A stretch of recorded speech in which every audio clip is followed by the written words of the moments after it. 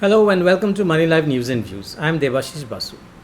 On 3rd June, the Narendra Modi government made three historic moves that have the potential to transform India, and very quickly. One was the amendment to the Essential Commodities Act of 1955.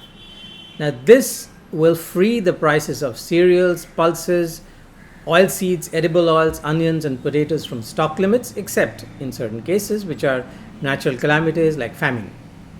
The second major move was allowing farmers to sell their crop to anyone, anywhere. Under the current laws, they can only sell it to the licensed traders in Agricultural Produce Market Committee or the mandis which is near to them. The APMC is controlled by politicians acting as a cartel who gobble up the bulk of the profits, so the farmers remain poor and we pay high prices. The third major reform move was allowing farmers to do contract farming by engaging with processors, wholesalers, aggregators, large retailers, exporters, etc., which will help them eventually to get technology and capital to improve their yield.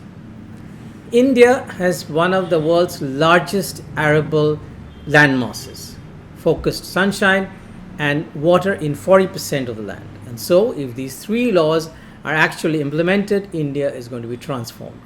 Farmers will get better prices and India will attract billions of dollars of investment in cold storage, warehouses, processing and export, and reducing massive wastage when there are bumper harvests, and dramatically raise incomes where actually it is needed the most, which is the rural areas.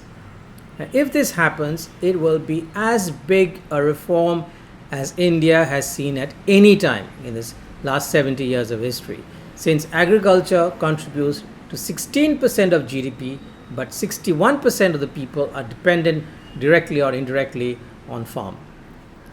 Now, to quantify how big is the reform if it can be implemented. In 2008 December, Moneylife had interviewed Mukesh Ambani on a variety of things, but one part of it was his interest in agriculture and food. He told us that the US and the Europe saw large players in the food by 50s and 60s, but in India, food has always been a disorganized and fragmented value chain. If we can send fresh produce through technology and distribution from any farm in India to anywhere in the world at their quality standards, then imagine the arbitrage. He gave some examples. These are old numbers but still valid. For example, potatoes are sold at 5 rupees a kilo in the farm, that is in UP and Bihar and West Bengal and so on. In the Middle East, the wholesale price is about 25 to 30 rupees a kilo. In the US, Sam's Club used to sell it at 90 rupees a kilo. In Europe, it's 110. The arbitrage is 1 to 20. The food market is much bigger than the software services market. And the money so earned from exports, if you can do it well, goes straight into the hands of millions of farmers who really need the money the most. And the spin-offs are enormous. Jobs, housing, durable sales, and a whole new consumption boom in the rural areas. Mr. Ambani had estimated that we could reduce the cost to consumers, to us, by 20% by cutting out the middlemen and increase the efficiency of the farms twice or thrice over. Farm incomes can go up to 600 to 900%, he said, over the next few years from the current base. For example, the country produces 150 million tons of fresh produce today. This was earlier, I'm talking about 12 years ago. We can go to 300, 400 million tons very quickly over various crop cycles, as he said. Now, what could go wrong in this great, grand, rosy scenario that he talked about and we expect from the laws that the Modi government had changed? According to me, a lot of things can go wrong. In India, there are huge frictional costs of doing anything, even living, far from doing business, which of course is pretty bad. In this case, precisely because this is new, untested area. Now, what can go wrong in this grand scheme of things, the rosy scenario that he talked about, and then we are expecting because of this, some three laws have been changed? Actually, a lot can go wrong. In India, there are huge frictional costs of doing business, and there are huge frictional costs of just living a life in this country.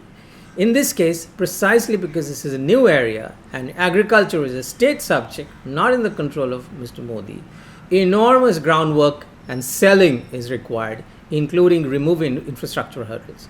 Ideally, we need an infrastructure of real-time and reliable price discovery, connecting farmers, traders, and buyers, a trading mechanism, and physical distribution to fulfill orders. Once this complex infrastructure is in place, and just look at the capital market, how it's done, and how complex and how it took 20 years to evolve, we will need ironclad contracts so that when there's volatility in prices, there are no disputes and one party doesn't get the chance to back out. And if there are disputes, these need to be settled quickly, easily, and inexpensively. If not, the better players are not going to come in, and the business or the farm sector is going to remain in the grip of moneylenders and rapacious traders.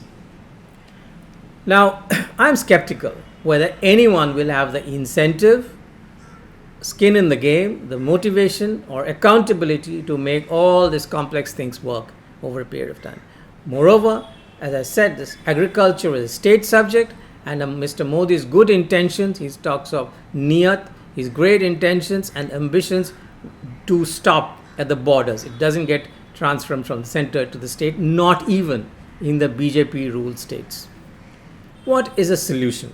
Well, here is a tentative solution. I'm sure there are a lot of challenges, but the solution could be for Niti Aayog to select some of these states for a pilot projects, right?